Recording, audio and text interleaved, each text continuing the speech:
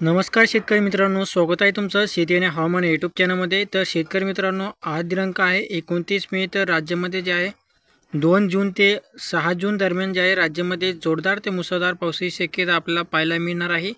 तर जाणून घेऊया काय सविस्तर अंदाज असतं त्याआधी मित्रांनो चॅनल सबस्क्राईब करून बेल आयकॉन दाबू का।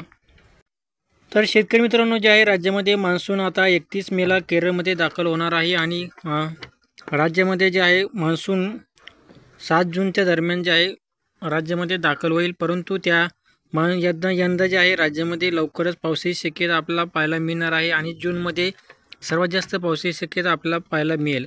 तसेच 2 जून ते 6 जून दरम्यान जे आहे मराठवाडा, पश्चिम महाराष्ट्र आणि कोकण या सर्व भागामध्ये जे आपल्याला जोरदार ते मुसळधार पावसाची शक्यता आपल्याला पाहायला मिळणार आहे। तर काही भागामध्ये आपल्याला जे आहे पाणीच पाणी या ठिकाणी होणार आहे। आणि तर शेतकरी मित्रांनो, जे आहे फक्त विदर्भातील जिल्ह्यामध्ये आपल्याला पावसाची प्रमाण जे आहे आपल्याला कमी राहील।